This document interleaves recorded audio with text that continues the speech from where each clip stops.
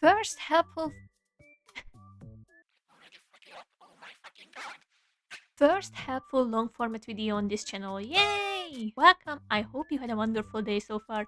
If it's morning when you're watching, then I hope it will turn out as wonderful as you are. As the title suggests, I'm about to make my 2D VTuber avatar to 3D. Why?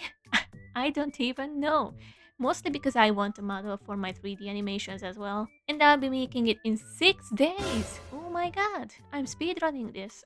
It was a fun process and surely made some mistakes along the way, which I will point out during the video so you can learn from my mistakes. This video is just my journey with art document. It wasn't really intended as a tutorial or such. However, you will surely learn some stuff from it. I'm Mango Cat. Welcome! I hope you'll enjoy this video. If you do, please leave a like and subscribe. That would really help the channel. Also, I stream on Twitch on every Monday, Wednesday, Friday I do gaming, but on Sundays I stream art. So if you're interested in my art process or have questions, feel free to follow me on Twitch as well. Let's get into it. First things first, in order to precisely 3D model your avatar, you'll 100% need a concept art with as much detail as you can get. The more precise, the better. To be completely honest, this was somewhat an easy task for me since I already had my 2D avatar image on deck. However, when it comes to the side profile, I was lacking. And I folded on it so quickly. But luckily for me, I had envisioned the side profile already, so it wasn't really a big roadblock for me. So you probably have your concept art. Now you get to the meat and potatoes of the pipeline, besides texturing. Actual 3D modeling. I know, shocker, let's get into it. Let me tell you the basic shortcuts for modeling. Most important buttons that I usually use for modeling are E, S, G, R. E stands for extrude, that's how I extrude the faces or edges for the model. S stands for obviously scaling. I usually use it when an edge or face is too small or too big. I adjust the size of it with it. G is a shortcut for move. With it, you can easily move vertices, faces, edges, and everything within the viewport. R stands for rotate. I use it if I want a face to face, no pun intended, to another direction.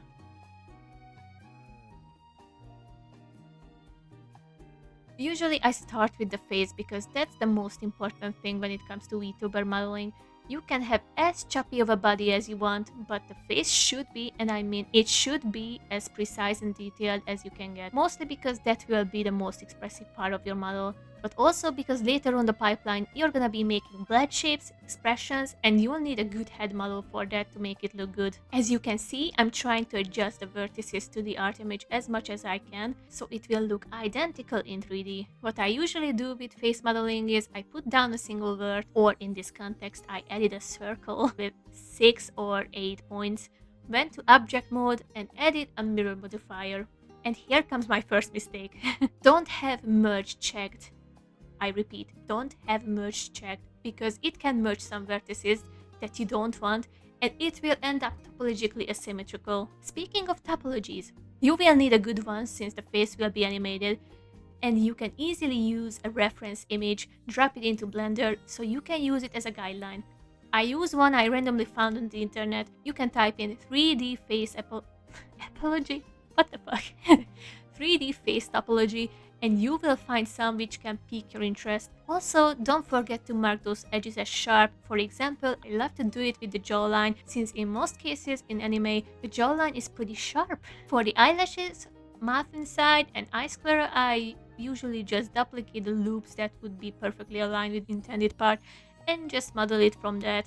That saves me so much time instead of making a whole new object for it and align everything manually. For the nose hole, I removed a single vert, made a loop inside, and extruded the loop inward. With the eyelashes, first I couldn't decide if I wanted a flat version of it or a fully 3D one, but later I decided to go with the flat version, aka just making it out of planes. I put a sharp edge on the middle part of the eyelash as well, so it will look even better. For teeth, I just made a teeth shape out of a plane, then extruded it to make it 3D, made some cuts to make a quote-unquote vampire teeth. Now here comes the cursed part of the whole model. The hair. Yes, the hair. The juicy hair.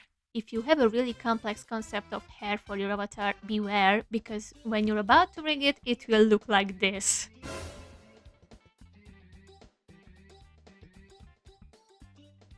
The simpler the better, but if you're confident in your skills, then feel free to make a complex hair. Also, I had the same issue as the eyelashes that I couldn't decide if I wanted to do a flat version or a 3D version. So I first tried the nerve pet method that every single YouTuber uses for some reason, but that didn't really work out for me. Mostly because I don't like the way when you're moving the vertices around, it twists in whatever way it decides to and keeps messing up the shape of the hair, so it doesn't really look like a one in the concept art of the hair. Also, it looks kinda goofy for me when it's mirrored and the middle part isn't really merged like in the mesh version. So I went with the mesh modeling the hair as well. Wouldn't you know it, it worked out perfectly fine. While you're modeling the hair, don't forget to mark the sharps and seams, usually at the very beginning. So when you're duplicating the mesh because you need an exactly same shaped mesh, you won't need to repeat the sharp and seam marking part. Let's speed up the hair process a little bit.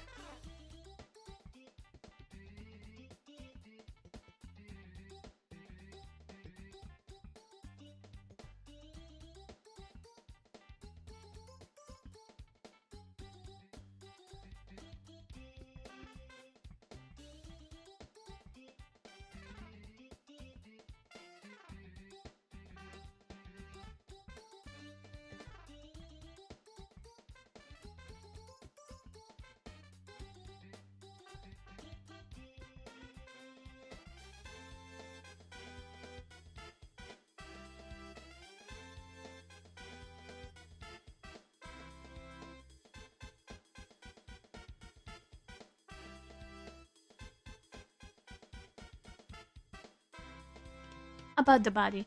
To be completely honest with you, I didn't really put much effort into the body since I won't have multiple outfits for a while and it won't be visible under the outfit that I have. So I just made a choppy body model, and while I was making it, I was modeling the accessories as well, such as the bow, and I also modeled the hand. I had an easier task with that since I already planned her hand to be like robotic parts, like Mangle, since Mangle from FNAF 2 is the inspiration for this model. Then outfit time, let's go! Hell yeah! I love modeling outfits for characters, I realized. Also, I made the coat poncho part, I don't know what to call it, and I messed up the edge of it with those little thingies. You will see later on. So that will be my mistake 3. Everything else went as smooth as a butter, so let's move on to the UV unwrapping part finally. Good old UV unwrapping. It can be so confusing at first, but let's be real, it's way easier than what people make it out to be. It ain't that deep. And thanks to Blender, it's way easier nowadays because you can get live feedback of your unwrapping if you wanted to. You don't know how UV unwrapping works? Let me explain it a bit. So, imagine dragons. Waking up to ash and dust. I wipe my ass when I slept my butt. Nah, I'm just joking, So, imagine you have an object that you'd like to wrap in paper. You need to calculate the size and whatnot to make it perfectly wrapped, right? Well, UV unwrapping is pretty much the same, but instead of using paper, we're using textures to wrap it in. First things first, whenever you want to unwrap a model, you need to press U in the unwrapping tab. I usually use angle based. That's what I usually roll with and adjust it to my liking. Let's demonstrate it on our model's face. So what we need the seam edge for is that you can tell the software that, hey, please separate this side along the edge so unwrapping looks more clear. And the software will be like, okay chief, on it, and separates those two sides within the face context, the face itself and the back of her head, without separating the vertices to a new object. Pretty neat, right? It is highly recommended to make a seam for every part of the body since you can get an error like this. No need to panic. When this error occurs, the software tries to tell us that it couldn't unwrap the mesh because it couldn't calculate how to separate the sides, so we're trying to help it with the seam edges. Best scenario is when you get no error while unwrapping. Also, please be careful not to get the UV mesh out of bounds, because there will be some weird texture shenanigans if you do that. Also for the hair part, what I usually do is I make it as little boxes as you can see and overlap them since it will use the same texture for every single strand, unless if you have a bottom part like mine where you want the lighting and whatnot work differently for it. Then put that part to another place other than the main part, but keep it in mind where you put what. That way you will master it in no time. If you think about how to align the edges like that, use right click and click on align vertically or align horizontally in accordance. Okay, moving on. Texturing, the most satisfying part of the whole pipeline, hands down. First, I made the textures as flat colors. Also, keep it in mind to check Enable VRM Material in the Material tab. That way, you have a VC Face or Warudo compatible shading. But let me put down a disclaimer. In this video, I'm doing everything with Warudo in mind, not VC Face, since some things should be executed differently in VC Face. For example, in Warudo, you can use Blendshapes for jaw open, so you won't need a jawbone, while in VC Face, as far as I know, you need a jawbone for your character, or it cannot open their jaw at all. Also, the shading can be pretty different from Warudo. I tested it and I'll show you at the end how different it looks. So yeah, if you want a VC face video, I might make one in the future, but this is a very do one right now. Back to the mother and hand. So first I make a flat texture, but don't be fooled. It's an image texture still, but not solid color. Later I'm adding the texture and shading. I was a bit tricked because I thought that I can make a static hand-drawn shadows, so whenever shadow drops on my character, it will be only where I've drawn the shadow, pretty much masking it. But it didn't work in Warudo for some reason, so later, I think after rigging, I decided to go back and draw the shadows on the main texture sadly. Also, there are two ways to have toon shading. The first one is if you replace Principal BSDF to M-Toon Universion, but I recommend checking that little chat box for VRM. Why, you ask? Because you can actually have outlines, aka line art for your model that way. I'm sure you can do it with the OG M-Toon somehow, but I never found out how to make that work. If you know it, you can drop the solution in the comment section. It will be very much so appreciated. Also, here's a life hack of mine with texturing the hair. Whenever I have no idea how Blender unwrap the hair strands, what I mean by that, if I unwrapped it upside down or not, I create a random black texture with thick blue and red lines. That way I test the hair strands if it's facing upside down in the Unwrapping tab, and I also can adjust it so when I draw the highlights it will be perfectly aligned. You're welcome for this little tip. I hope it's helpful enough. For the eye highlights, I created new faces for it so it will pop out beautifully, and also I can animate it later with blinking. Okay, next! Oh boy, I hate this part so much. Especially if I already modeled the body and the outfit and have to weight paint everything. I added a VRM armature and parented the model into it. Okay, let me give you a rundown how weight painting works. See all those colors on the body? Red means the weight is fully on the vertices. Yellow is that it's greatly affected. Green is somewhat affected and blue is barely affected. You may ask, but Mango, what affects what? Well, depending on these colors, the vertices will be affected by the selected bone that you weight paint. So you can see right now I have hips selected, so logically I weight paint the hip area of the model with it. Whenever the vertices are affected by multiple bones, it creates a bending, stretchy effect. Like for this example, I had to also weight paint some of these vertices to the upper leg bones, so her booty wouldn't look like square shaped. It will look smoother. But beware, you can mess it up by applying weight to multiple bones as well. I wouldn't hate it so much if it didn't apply weight to random vertices I haven't even selected and was hidden, to be frank. I even had some rigging issues with this model, like I was weight painting the lower leg area and somehow it weight painted the cloak, which is a disaster. Let me give you a tip here as well. Just like texturing. What I usually do here is I select the armature, go into pose mode, go to 0 frame, not 0 frame flipping this, if you know you know. Select all the bones by pressing A, press K and click location, rotation, scale and other custom properties. I don't know how it's called right now. That way we made a keyframe for each bone. Then we go forward to other frames and move around the bones. Every body part can be on different frames, that way you can take a look at them separately. I do this because in weight painting mode you can actually see the weight painting of the model with poses in real time. Another tip. Another one. What I did was I deleted half of the armature and added .l to the end of the bone's name. You're probably like, why? Well, after I did that, I right-clicked and hit Symmetrize. This will help in the near future because you can symmetrically weight paint this way if you check the little checkbox called Mirror on the right side in the Tool tab. Unless you mess up the left and right naming of the bones, you will be fine. Also, I usually have issues with clothing, like the body clips through the outfit and such, so because I'm a lazy bone, I just made the body underneath the cloth transparent and call it a day. Frankly, I was like, why weight paint it when it will never be seen anyway? Also, my third mistake arrives here. So you can see that poncho part of my coat. See that decoration thingy on the edge of the poncho? So first, I manually 3D modeled it because I thought that it would look neat, but when it came to weight painting, it became a nightmare. Like, truly a nightmare. So I dropped the idea of it being 3D modeled and switched it to texturing so it will be easier to weight paint it. Also, the individual hair strands were nightmarish, but I could at least handle that. It was way easier than that poncho thingy. Oh my god. Well, I exported the model to Warudo for the first time, and what can I say? Isn't it beautiful?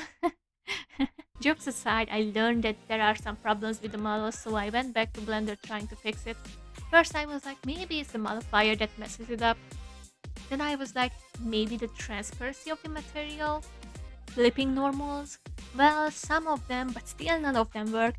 Well, turns out you have to export everything as one object in order for it to work. So I did exactly that, joined everything together and tried it again. After that I learned that it looks good, but only in flat mode. What I mean, I need my character fully lit or it will look atrocious, like this. But if I have my model fully lit, then I don't have the shadows, so I was trying to tinker around with that to a point where I gave up on custom shadows and just painted the shadows onto the main texture. Probably my second favorite part of this whole thing, I don't know why. Probably because I love making characters expressive, so for this section, this mostly works with Warudo, you need to create AR kit Blendshapes so your character can be as expressive as yourself. It literally can show your emotions as well. Pretty important. You have to name these Blendshapes with the exact same names, or it won't work because the tracking system won't pick up on it, so keep an eye out for that.